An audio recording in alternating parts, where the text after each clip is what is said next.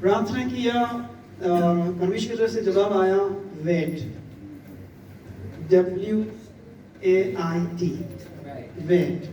मैं समझ नहीं पाया कि वेट क्यों बोल रहा है। सारे लोग मुझे पूछ रहे थे कि भैया मई में मीटिंग रखना है। मैं बोला देखो परमेश्वर की तरफ से इंतजार का वक्त बताया है।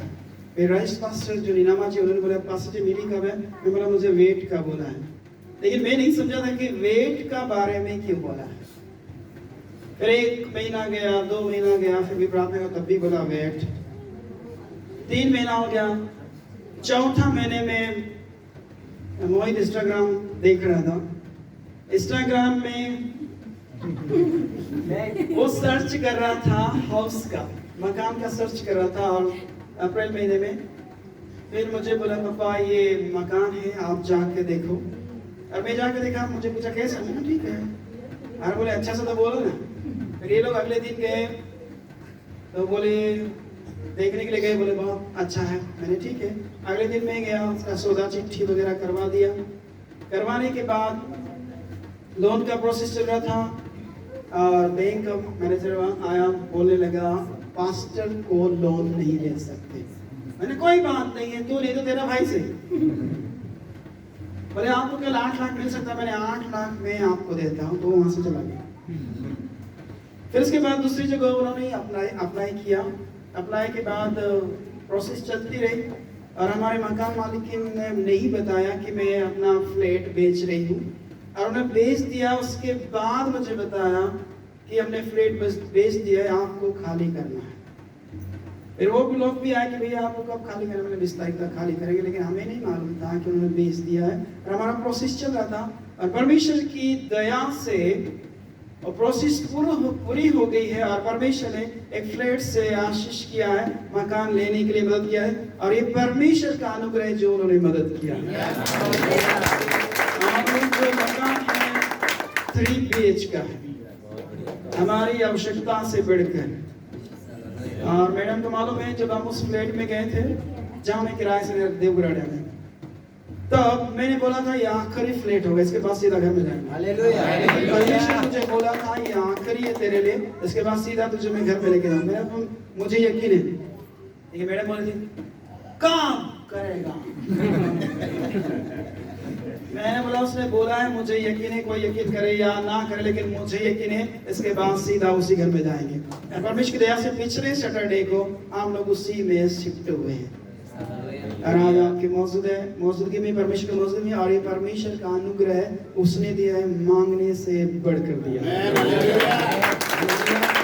तो आप सबका स्वागत है उस घर में।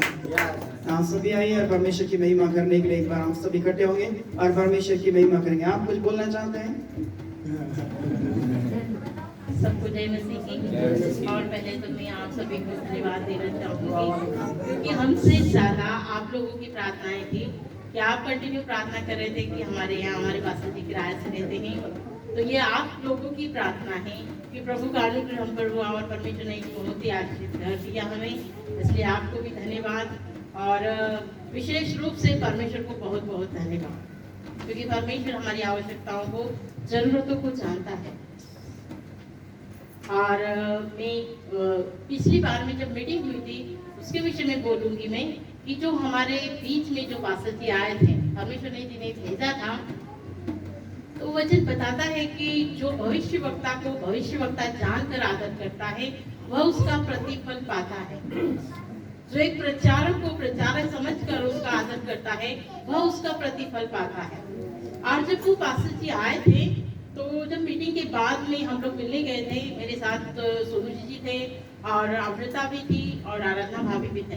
हम लोग जब गए लास्ट में हमारे पास टाइम बचा था और पास्टर जी तो बाहर थे, तो जब हम उनके रूम में गए उन्होंने बोला आइए अंदर। हम थोड़ी देर बैठे उनके पास और फिर उन्होंने बातचीत करते रहे, और जब बातचीत कर रहे थे उस दौरान में उन्होंने बोला कि अप्रैल में क्या है, ऐसा करके उन्होंने बोला अप्रैल में क्या है।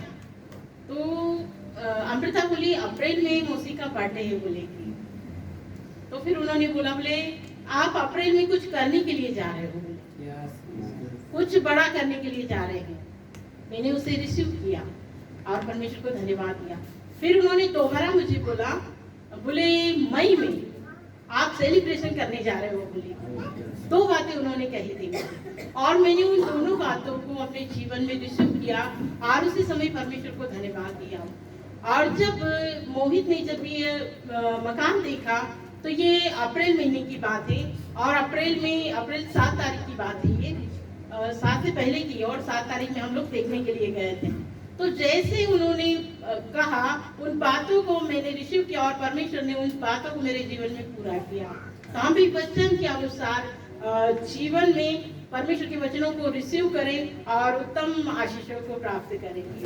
परमेश्वर का धन्यवाद हो कि इतना समय इंतजार करने के बाद में परमेश्वर का अनुग्रह हम पर हुआ और परमेश्वर ने घर की आशीष भी। आप लोगों का भी धन्यवाद और आप सभी लोगों का स्वागत है उस घर में।